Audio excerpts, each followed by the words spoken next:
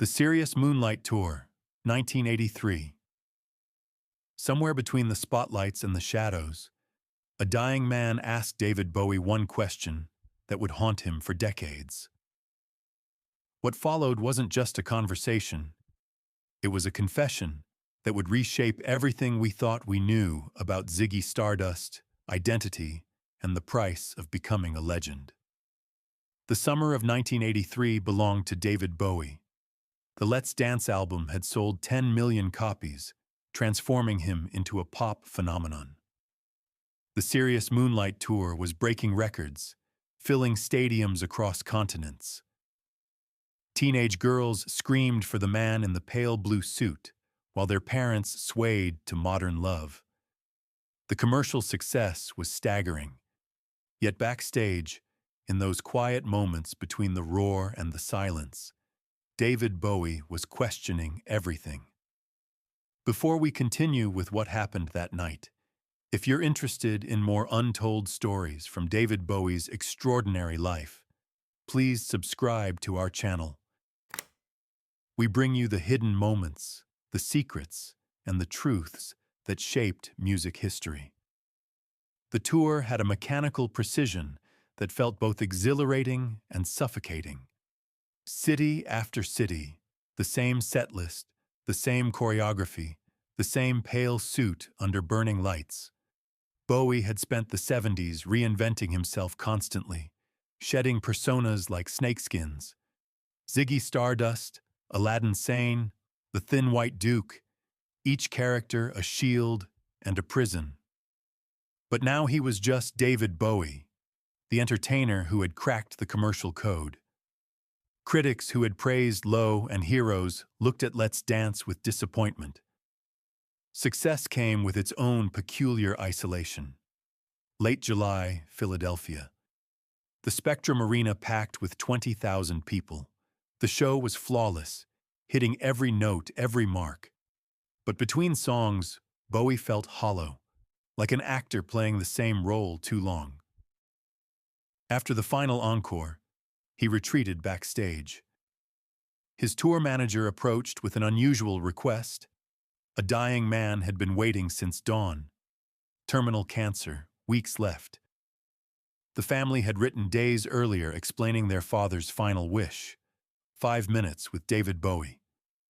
Such requests were normally declined, but something made the manager bring it directly to Bowie. Bowie sat before the mirror, half his makeup still on, thinking about all the characters he had inhabited. Who was David Jones underneath these masks? Without hesitation, he told his manager to bring the man backstage. But what Bowie didn't know was that this encounter would force him to confront a truth he had been running from since 1973, the night he killed Ziggy Stardust at Hammersmith Odeon. Thomas Brennan was 57, looking 20 years older, ravaged by pancreatic cancer. His daughter and son-in-law helped him walk backstage. When he entered the dressing room, his eyes filled with tears. This wasn't starstruck celebrity worship. This was a man with a question that had haunted him for a decade. Thomas raised his hand to silence his daughter's thanks. He had come to speak, and time was precious. Thomas told Bowie he had been at Hammersmith Odeon on July 3, 1973, the night Ziggy died. He had traveled from Pennsylvania using money saved for 2 years. He watched Bowie perform in that geometric Kansai Yamamoto suit, the orange hair catching lights like fire. Then came those words before the final song. Not only is it the last show of the tour, but it's the last show that we'll ever do. The crowd erupted in confusion. Thomas understood immediately. Ziggy Stardust, the alien rock star who gave voice to every outcast and misfit, was being executed on stage. David Bowie was killing his own creation. Watching from the crowd, Thomas felt something break inside himself, a connection severed that he had relied upon more than he ever admitted. Thomas Brennan looked directly at Bowie and asked the question that would change everything. Was Ziggy real? Absolute silence. Thomas continued, voice growing stronger despite his weakness. In 1972 and 1973, he was teaching English in conservative Pennsylvania, a closeted gay man in a marriage built on expectation, living a double life destroying him from inside. He taught students that literature was about finding yourself in stories, but he could never tell his own story. Then Ziggy appeared, an alien who declared himself bisexual without apology, who wore makeup and platforms and sang about being different. For Thomas, Ziggy wasn't just rock theater. Ziggy was permission, proof you could exist outside society's narrow definitions. Ziggy made him feel less alone in his small town, his loveless marriage, his carefully constructed facade. When Bowie killed Ziggy at Hammersmith, Thomas felt abandoned. He went back to Pennsylvania, back to teaching, back to his marriage, trying to forget. But he never could. Now, dying with weeks remaining, he needed to know. Was Ziggy real? When Bowie created that character, was there genuine feeling behind it? Or calculated marketing? Because if Ziggy was real, Thomas's survival through those dark years meant something. But if Ziggy was just an act, he had been foolish to invest so much. Bowie sat in silence for an eternity. Then he did something he hadn't done in 10 years. He told the absolute truth. He told Thomas about 1971, being David Jones from Brixton, moderately successful but commercially failing. The desperation, feeling time running out. Reading about Iggy Pop, the concept of creating a character that could say things David Jones never could. The night in early 1972 when Ziggy emerged, fully formed, feeling borrowed from somewhere outside himself. At first, Ziggy was just performance, theatrical creation he could put on and take off. But as the character succeeded, as audiences grew devoted, the line between character and man blurred. Bowie found himself thinking like Ziggy off stage, making decisions based on what Ziggy would do.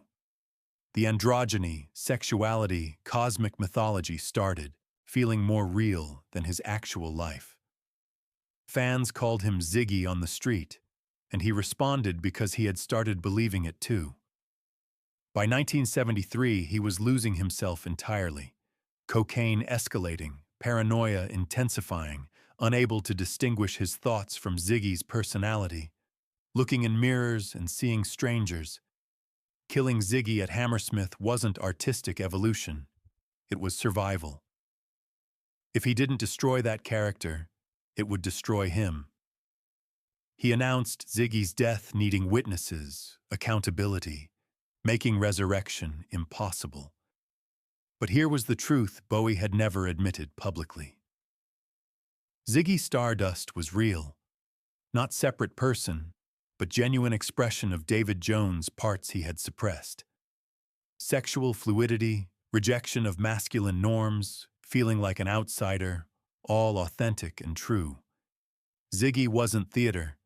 Ziggy was liberation, exploring aspects British society taught him to hide. Killing Ziggy wasn't retiring a character. It was amputating a part too powerful, too honest, too dangerous. Every persona after, Aladdin Sane, Thin White Duke, attempts to recapture transformation without losing himself. But none felt as real as Ziggy. None came from that desperate, authentic need. Thomas was crying now. His daughter crying. Bowie crying. Tears ruining his stage makeup. Bowie told Thomas he understood exactly what Ziggy meant, because Ziggy meant the same to David Jones. Both found permission to exist outside society's expectations. Difference was Bowie created Ziggy, Thomas received him. But the liberation, being seen, that was identical. Killing Ziggy was his biggest mistake, not commercially, but spiritually. Let's Dance success, sold-out stadiums, all hollow compared to those Ziggy performances exploring uncharted identity territory. He had spent 10 years running from Ziggy's honesty, hiding behind controlled personas. Now, at commercial peak, more lost than ever. Thomas reached across and took Bowie's hand, grip weak but intention strong. He thanked Bowie for truth, confirming what he always felt. Ziggy had been real, meaning Thomas's survival was built on something solid, genuine, mattering. He told Bowie he had come out 5 years earlier after his wife died. His children accepted him with love. He lived authentically, teaching with same honesty Ziggy taught him.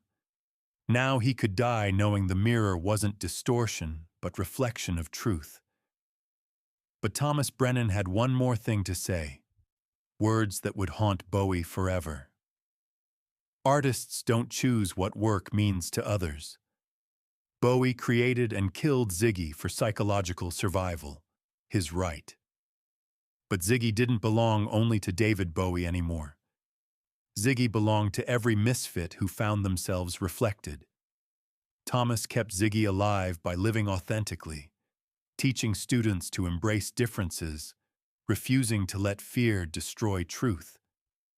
Thousands did the same, keeping Ziggy alive in countless acts of courage Bowie would never witness. Artist responsibility is creating honestly then, letting go.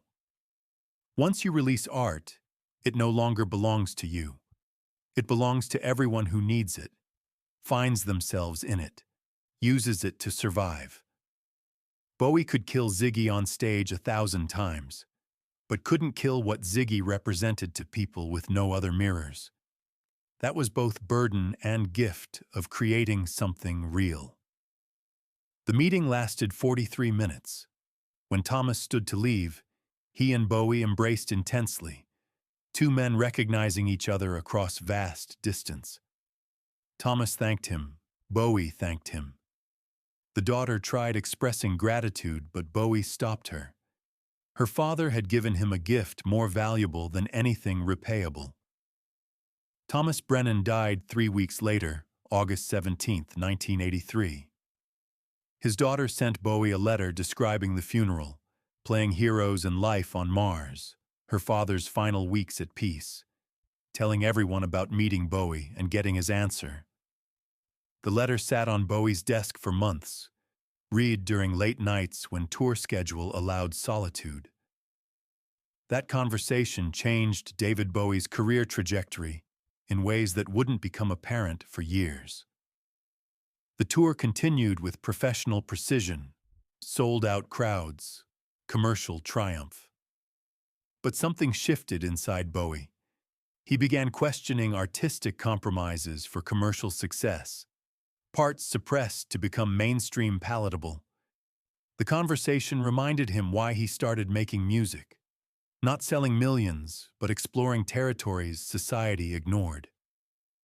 In following years, work became increasingly experimental, less concerned with charts, more focused on authenticity. Late 80s and 90s albums confused critics, alienated pop audiences gained with Let's Dance, but represented return to fearless exploration characterizing 70s work. He spoke more openly about sexuality, identity, persona construction, topics carefully avoided during commercial peak. Thomas Brennan's lesson, that art belongs to people needing it rather than creating it, became guiding principle. Bowie stopped controlling how work was interpreted. He made music interesting him, trusting it would find the audience needing it. Sometimes massive, sometimes small, but size stopped mattering. The final chapter wouldn't be written until 2016, when David Bowie himself was dying and had one last character to inhabit. Black Star album, released January 8, 2016, Bowie's 69th birthday, was his farewell performance. Diagnosed with liver cancer 18 months earlier, kept secret except immediate family and close collaborators. While the world thought he retired, he was creating one final artistic statement. meditation on mortality, identity, legacy. Album themes of death and transformation, haunting videos with occult symbolism, deliberate lyric ambiguity. All Bowie doing what Thomas described 33 years earlier. Creating honestly, then letting go. Trusting work would mean what it needed to mean. Not controlling interpretation or explaining metaphors. Giving his audience final mirror reflecting their own mortality struggles. 2 days after Black Star release, January 10, 2016, David Bowie died at his New York home, surrounded by family. The world mourned collectively, millions sharing stories of what his music meant, how his fearless identity exploration gave them permission. Grief and gratitude were global, transcending generations and cultures. Among thousands of tributes was a letter to Bowie's estate from Thomas Brennan's daughter in Pennsylvania. She had read about Bowie's death, wanted his family knowing about that Philadelphia meeting in 1983, how much it meant to her father, how conversation gave him peace. She included a photograph from that night, taken by her husband unnoticed, showing Bowie and her father holding hands, crying together. Two men separated by fame but connected by shared understanding of finding yourself in art. The photograph was never published, kept private by Bowie's family per his wishes. But its existence confirmed what many suspected. Bowie's greatest performances weren't captured on film or preserved in recordings. His greatest performances were private moments when he dropped all personas, connecting with another human in absolute honesty, recognizing same struggles and desperate need for authenticity driving his own exploration. Thomas Brennan asked if Ziggy was real, and Bowie said yes. But deeper truth emerging over decades was that everything Bowie created came from that same place. Desperate, authentic need to explore who we are stripping away everything society expects. That Philadelphia conversation impact rippled outward unpredictably. Bowie's return to later years' authenticity inspired new artists to prioritize honesty over commercial appeal. His willingness, speaking openly about sexuality and identity, helped advance conversations society still struggled having. His example facing death with artistic dignity, creating beauty as his body failed, comforted countless people dealing with mortality or losing loved ones. For Thomas, conversation provided peace dying, knowing his life was built on something real, true, mattering. He survived hiding years by holding on to a character making him feel less alone, and learning that character came from genuine feeling, validated everything endured. His daughter said he spent final weeks encouraging former students to be themselves regardless of world expectations, passing forward the gift Ziggy gave him. The question Thomas asked was never really about a single character or rock history moment. It was about whether art can tell truth, whether performers can create something genuine in an industry built on image and illusion, whether masks we wear to survive can also reveal who we actually are. Bowie's answer, delivered through tears in a Philadelphia dressing room, then demonstrated through decades of increasingly honest work, was unequivocal yes. In the end, perhaps Ziggy Stardust never really died. The character Bowie killed at Hammersmith in 1973 was just costume and name. But what Ziggy represented, that permission to exist outside society's narrow definitions, that courage exploring identity without apology, that refusal accepting limits others impose, lived on in everyone who found themselves reflected in those performances. David Bowie spent his career becoming different people, inhabiting personas, transforming with such frequency many assumed no authentic self underneath. But the truth he revealed to Thomas, later to the world through work, was exactly opposite. Every character created, every persona inhabited, every transformation came from same core of authentic feeling and genuine exploration. He wasn't hiding behind masks. He was using masks to reveal truths too dangerous or painful or beautiful to express directly. Thomas understood instinctively, which is why he needed knowing if Ziggy was real. He recognized his survival depended on what that character represented, and if it was just marketing, then he built self-acceptance on quicksand. Bowie's confirmation that Ziggy came from somewhere real, honest, mattering, gave Thomas permission, believing his journey from closeted teacher to openly gay man was valid and true, and worth the pain. 43 minutes they spent together became sacred time, moment when two humans connected across vast distance to recognize same fundamental truth. We are all performing versions of ourselves, wearing masks to survive in a world demanding conformity. But some masks, ones from places of authentic need and genuine feeling, those masks can reveal more truth than naked faces. Ziggy Stardust was one of those masks. For people like Thomas, seeing himself reflected in that mask was difference between survival and surrender. David Bowie's legacy extends beyond music created or records sold. His real legacy is permission he gave everyone who ever felt different, everyone struggling to fit narrow definitions society imposed, everyone needing to see themselves reflected in art before fully existing in life. Thomas was one of millions receiving that gift. Their shared conversation was Bowie's acknowledgement, understanding that responsibility, weight, burden, and beauty of creating something mattering beyond entertainment or commerce.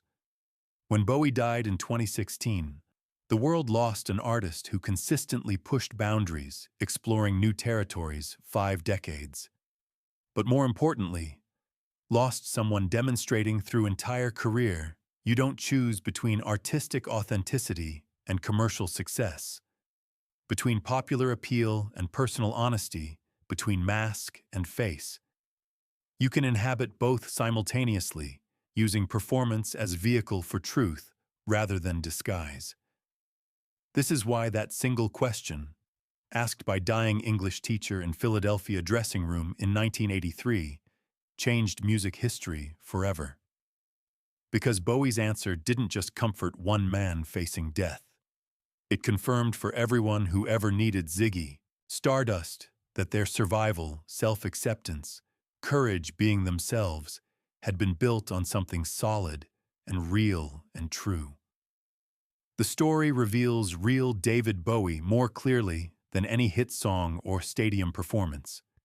He was a man understanding art matters not because of copies sold, but because of how it helps people survive. He was an artist learning, through conversation with dying stranger, that his greatest creation wasn't any particular character or album, but rather permission he gave others exploring their own identities without shame or apology. Thomas died, knowing Ziggy was real. David Bowie died knowing his work mattered in ways deeper than charts or awards could measure. And somewhere between those two deaths, between 1983 and 2016, millions found courage being themselves because two men spent 43 minutes telling each other truth about masks and faces, characters and authenticity, performance and reality. The legacy continues. Young people today discover Ziggy and see themselves reflected, just as Thomas did in 1972. They find permission in those performances exploring gender, sexuality, identity, all territories society still struggles accepting.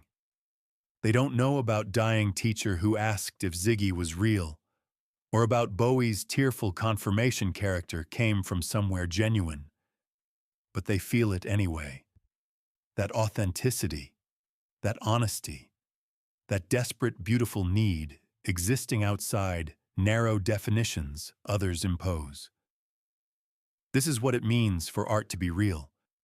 Not that every detail is factual or every character autobiographical, but that feeling behind it comes from somewhere honest, somewhere mattering, somewhere that can help another human survive their darkness. Thomas needed knowing Ziggy came from that place. Bowie confirmed he did, and in that confirmation, something larger than either of them was born. Truth about art and identity and survival continuing to resonate decades later.